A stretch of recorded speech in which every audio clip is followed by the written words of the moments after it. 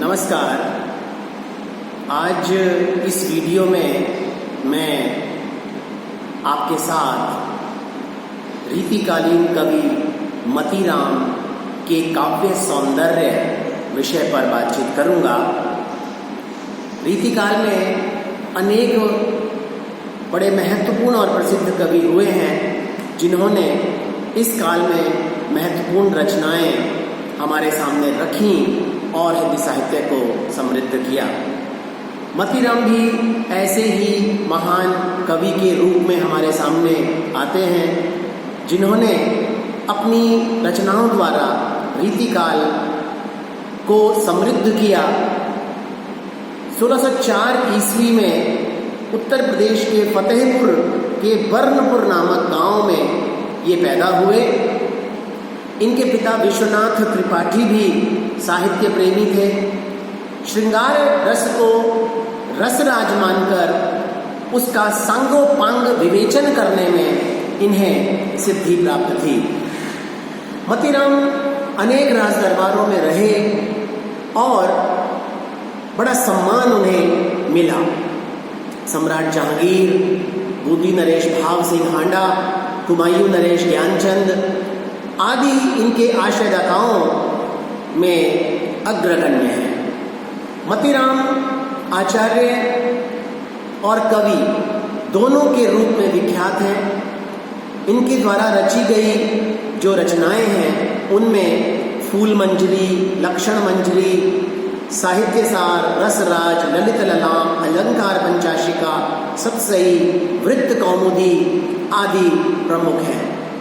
इन सारे ग्रंथों में इनके दो ग्रंथ लक्षण मंजरी और साहित्य सार ये उपलब्ध नहीं है, बाकी सब उपलब्ध है। मतीराम के साहित्य की बात करें तो ललित ललाम में इन्होंने अलंकारों का विवेचन किया है।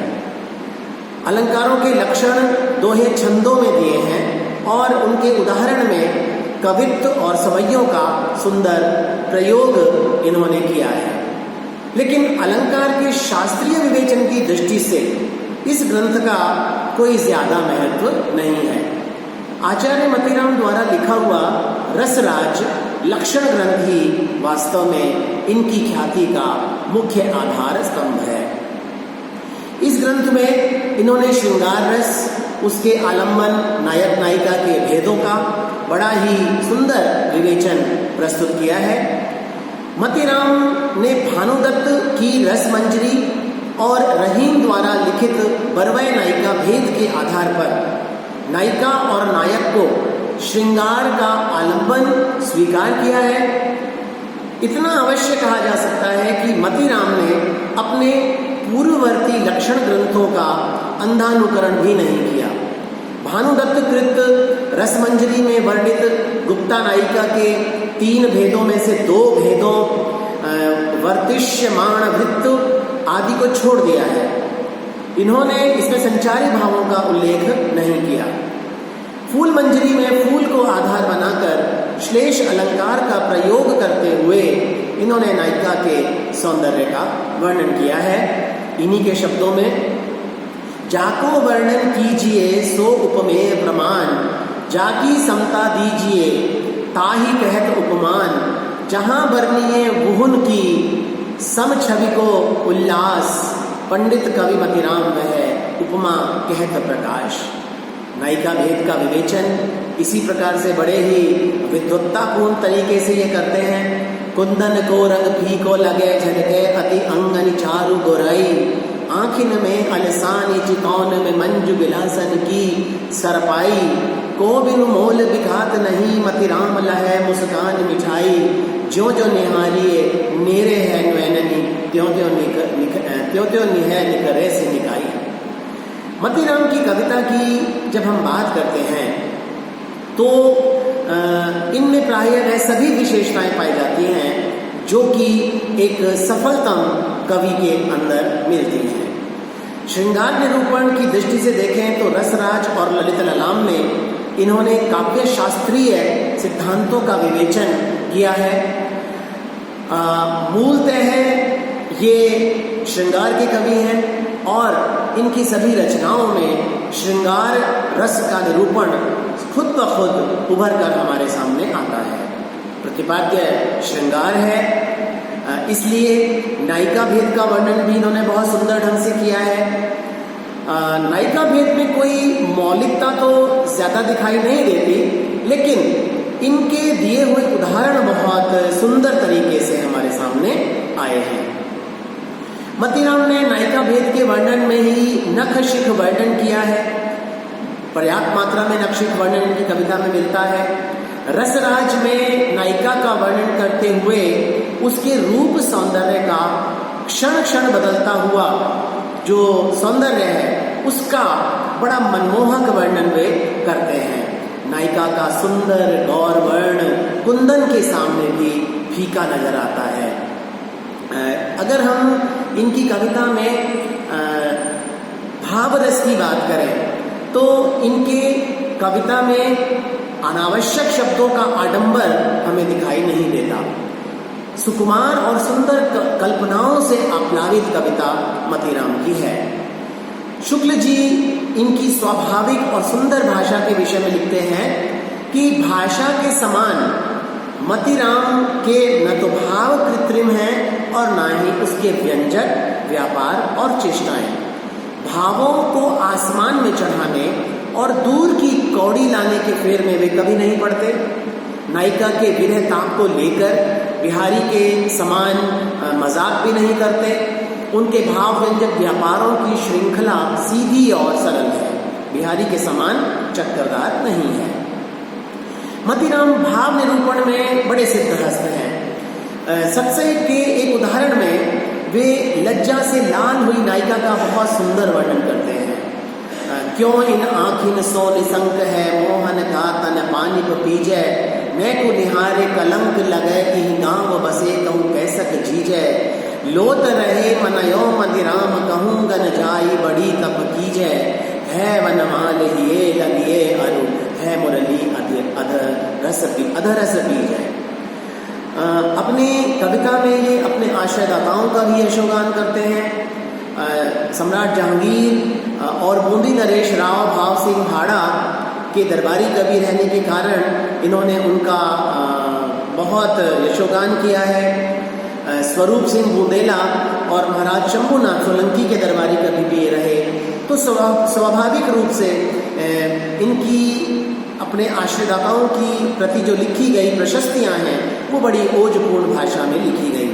ललित ललाम जो इनकी रचना है उसमें राव भाऊ सिंह के आश्रय में रहकर इन्होंने लिखी थी, तो तत्कालीन आश्रयदाता की प्रशस्तियां उसमें उन्होंने निहित की हैं। भाव सिंह का यशोगान करते हुए उनकी दानवीरता का बड़ा सुंदर चित्रण ये प्रस्तुत करते हैं। एक उदाहरण मैं आपके सामने रखता हूँ। दिन दिन दूनी संपत्ति बढ़त जाती, ऐसो यादू कहूँ कमला को बराबर है, हे महाय हाथी हीर बकसी अनूप निधि भूपनी को करत भिखारिन को घर है, मतीराम और जायक जहान सब एक दाने सगु साल नंदन को कर है, राव भाव सिंह के दान की बढ़ाई देखी, कहा काम छंद है कहानु सुत कर है। पारिवारिक संबंधों का बड़ा मधुर चित्रण ये अपनी कविता में करते हैं। इनकी दाम्पत्य जीवन के चित्रण के मामले में तो सिद्धहस्त हैं ये। बड़े निष्कपट और भावपूर्ण चित्रण दाम्पत्य जीवन के करते हैं। पति पत्नी के प्रेम व्यापारों का बहुत भावपूर्ण चित्रण इनकी कविता में मिला है। एक उदाहरण देखिए।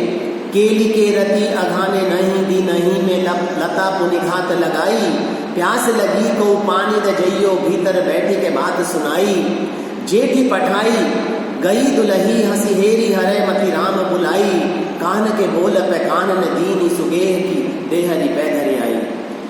मतीराम की कविता में प्रकृति चित्रण की भी भरमार है। इन्होंने बड़ी रुचि के साथ प्रकृति चित्रण किया है। प्रकृति के आलम्बन, उद्दीपन और अलंकारिक रूपों का चित्रण, नायक नायिका के हाव भाव और उनकी मानसिक अवस्था के साथ बड़े प्रभावशाली रूप में इन्होंने प्रकृति चित्रण किया है। बसंत ऋतु में एक नायिका की मनोगत भावनाओं का बहुत सुंदर वर्णन और सफल वर्णन ये करते हैं।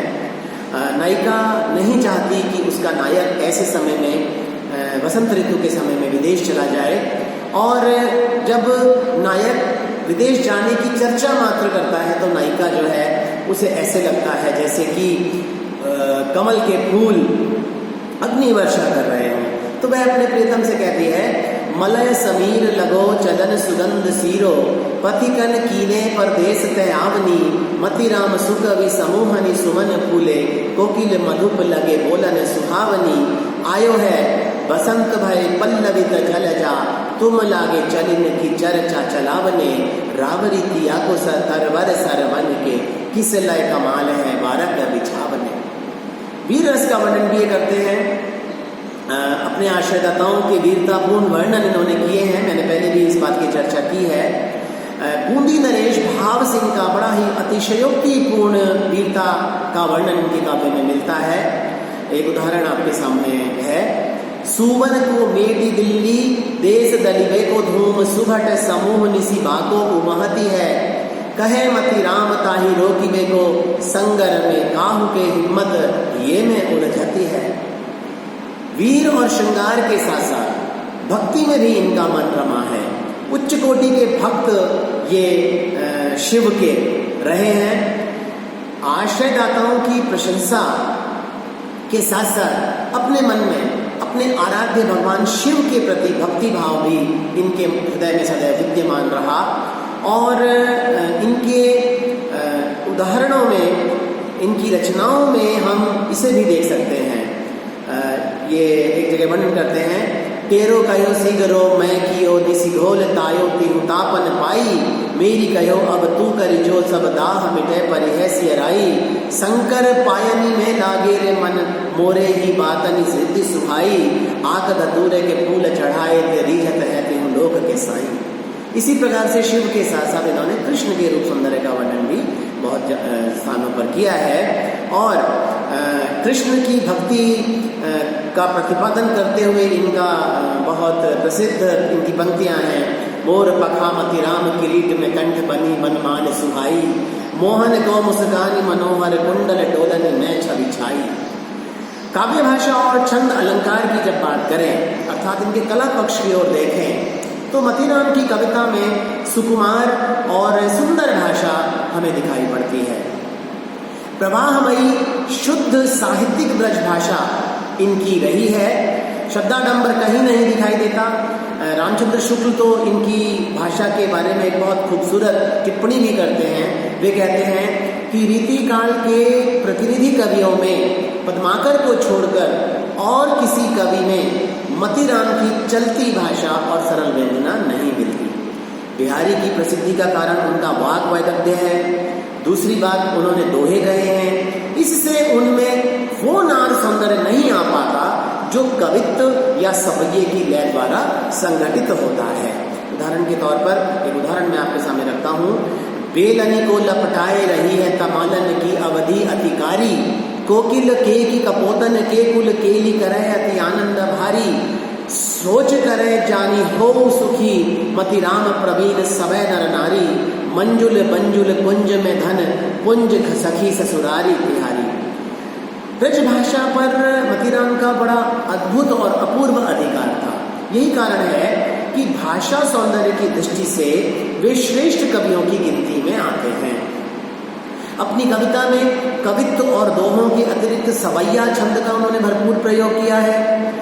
राज्य प्रशस्तियों में छप्पे और धनाश्री छंद का प्रयोग उन्होंने किया है। ललित ललाम को पढ़ते ही मतीराम के अलंकार प्रिय होने का संकेत दिखाई देने लगता है। कभी कभी एक ही छंद में एक से अधिक अलंकारों का प्रयोग वे करते हुए दिखाई पड़ते हैं। अनुप्रास, उपमा, विभावना, यथासंख्य, प्रतीप, रूपक, उत्प्रेक्षा आदि अलंकारों का वे भरपूर प्रयोग अपनी कविता में करते हैं। उत्प्रेक्षा का एक उदाहरण मैं आपके सामने रखता हूँ। बाल रही इकटक निरखी ललित लाल मुख इंदु, रीझ भार अखियां थकी झलके श्रम जल बिंदु। इस प्रकार से रूपक अलंकार का उदाहरण देखिए। विप्रनि के मंदिर न तजी करत ताव सब ठौर, भाव सिंह भूपाल को तेज तरन यह और। इस प्रकार से मतीराम के बारे में कहा जा सकता है कि वे रीतिकाल के एक उल्लेखनीय कवि रहे हैं। ऐसे कवियों में उन्हें हम शामिल कर सकते हैं जिन्होंने अपनी कविता में श्रृंगार के साथ साथ भक्ति को भी शामिल किया। नीति उपदेश, राज प्रशस्ति आदि पर भी उन्होंने कविता लिखी, प्रकृति का भी सुंदर चित्रण किया है और इनकी कविता सरलता और सहजता के साथ हमारे सामने आती है। इनकी काव्य भाषा में अलंकारों और छंदों का एक सर्वोत्तम प्रयोग भी हम देख सकते हैं। इस प्रकार मतीराम रीतिकाल के रीतिबद्ध कवियों में एक सर्वोच्च स्थान पर विराजित हैं। इसमें कहीं कोई अतिशयोक्ति नहीं है।